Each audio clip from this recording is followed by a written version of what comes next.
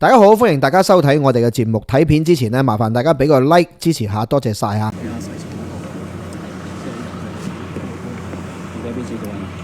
不嬲一開始講呢個我媽嘅意思，我堅守佢最後嘅尊嚴，不嬲都係咁。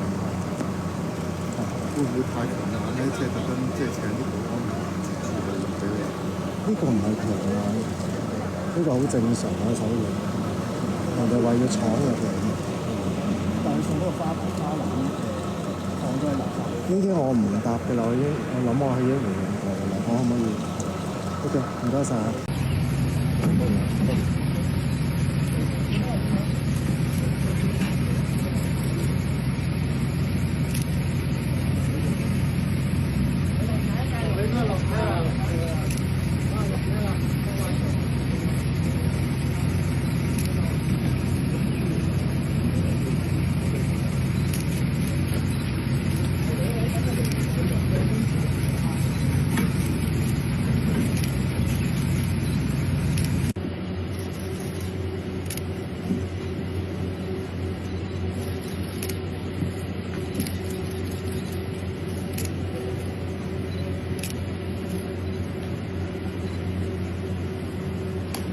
大家好，歡迎大家收睇最快新聞頻道。資深藝人施明因為肺炎不幸離世，享年74歲。佢嘅一生充滿舞台光環，卻喺人生最後階段，家庭關係陷入重重陰霾。2026年4月23號，大圍寶福紀念館舉行出殯大殮儀式，靈柩隨後移送火葬場火化。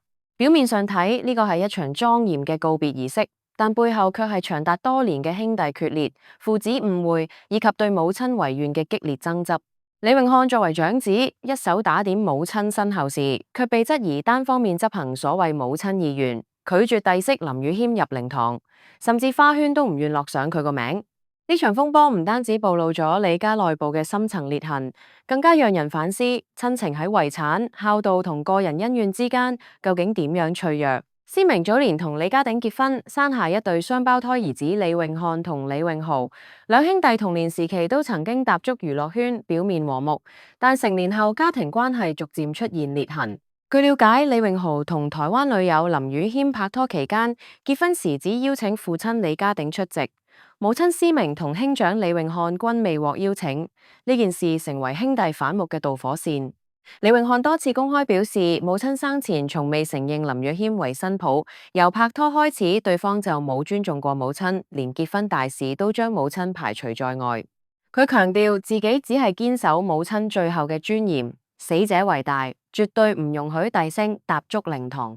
面對傳媒追問，李永漢神情憔悴，雙眼通紅，多次重申自己有證人同證據，證明母親唔中意林宇謙。佢話，母親當年選擇沉默，吞下委屈，就係為咗保護幼子名聲，唔想事情鬧大，影響李永豪。李永漢哽咽表示，母親係一位偉大嘅媽媽，寧願自己受委屈，都要為兒子着想。出殯當日，李永漢帶領親友喺尖沙咀酒樓享用解穢酒，氣氛凝重。佢坦言母親走得突然，自己未能聽到佢最後一句說話，更擔心父親李家鼎嘅身體健康。驚自己啱啱失去母親，又要面對失去父親嘅孤獨感。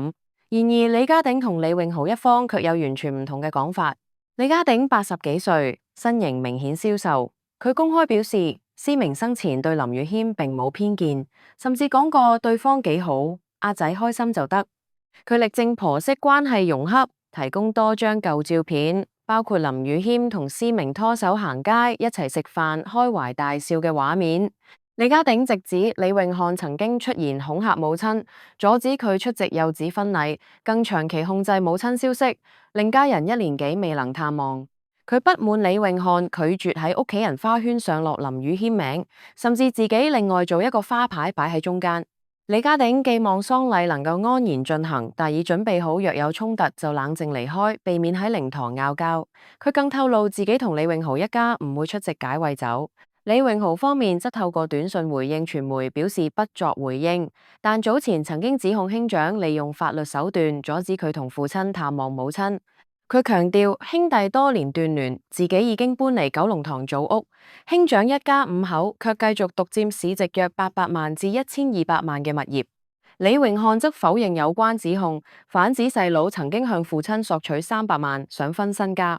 佢強調自己結婚之後從未叫父親出錢，即使去父親私房菜打工都從低做起，每月人工約15000蚊，日日坐巴士慳錢。李榮漢強烈否認父親所講，痛心表示自己亦都係父親嘅仔，為咗弟弟嘅女人就過分抹黑自己。李榮漢堅持母親未認林宇謙為心腹，結婚時所有親戚朋友都未獲邀請。佢反問，難通自己威脅咗所有人？呢一種講法顯示佢深信自己企喺道德高地，維護母親尊嚴。但李家鼎一方則認為，思明晚年健康欠佳，曾經多次開顱手術，家人探望受阻，先至係最大遺憾。李永豪提供照片證明婆媳和睦，更加指過往唔敢公開合照，係為咗避免觸動兄長神經。雙方各有證據，卻缺乏第三方中立調解，導致公眾睇到一場死無對證嘅羅生門。從更廣角度睇，呢一事件反映現代家庭常見問題：父母離異後，子女各自建立家庭，舊有恩怨未解，長子承擔照顧責任，容易產生怨氣；幼子追求獨立，卻被指不孝。心理專家指出，喪親之痛會放大既有矛盾，人們喺悲傷階段容易用指責保護自己，避免面對內心空虛。李榮漢多次提到孤獨感，擔心失去父親，正顯示佢內心脆弱，需要屋企人支持，而非繼續對立。李家鼎忍無可忍，爆出每月供養長子一家，顯示經濟依賴亦都係隱藏炸彈。長輩晚年希望仔女自立，卻往往因愛而縱容，結果釀成更大衝突。出殯當日，氣氛雖然凝重，但李榮漢仍然盡力維持儀式莊嚴。佢雙手合十，多謝傳媒關心，表示喪禮後會再逐一回應。林宇謙則喺靈堂門口苦候，只能鞠躬致意，未能入內。呢種場面讓人感受到親情撕裂嘅無奈。父親李家鼎同李永豪離開靈堂之後，直奔酒店，拒絕出席解穢酒，進一步顯示裂痕難以彌補。回顧思明一生，佢作為資深藝人，演過無數角色，卻喺現實中未能親眼見到兩子完全和好。佢嘅離世本應係屋企人團結時刻，卻成為爭執焦點，實在令人感慨。類似情況呢，喺其他藝人家庭亦都有發生，例如某啲明星子女因遺產分配對簿公堂，最終損害家族名聲同感情。希望李家能夠從中汲取教訓，早日放下成見，透過專業調解尋找共識，俾思明喺另一邊安息。呢單事件亦都提醒大家，無論家庭幾複雜，及早立遺囑、清楚溝通、定期家庭會議都能減少誤會。心理上接受悲傷階段嘅憤怒同否認係正常過程，但長期執着只會加深傷害。觀眾朋友，如果你正面對類似家庭矛盾，不妨多聆聽對方，少用指責，尋求第三方幫助。李永漢一家繼續住喺九龍塘組屋。李永豪早已搬出，父親獨居西貢，呢一種居住安排亦都成為外界議論焦點。財產尚未正式處理，未來係咪會進一步訴訟仍係未知數。但係最重要係家人能唔能夠喺失去思明後重新建立聯繫。最快新聞頻道一直跟進呢一單家庭風波，希望透過客觀報道，俾觀眾睇到事件全貌。親情無價，遺憾一旦造成，往往難以挽回。希望李家成員喺悲痛中揾到寬恕之路，為下一代樹立榜樣。各位觀眾，呢段新聞為你報道到呢度，我哋下次再見。最後咧要提一提大家啦，見到片尾咧有幾格嘅畫面啦，呢啲咧都係屬於我哋其他嘅影片，有其他唔同嘅題材，咁啊大家不妨可以 click 入去睇下啦，多啲選擇或者 share 俾唔同嘅朋友。多謝你哋嘅支持，係咁先，拜拜。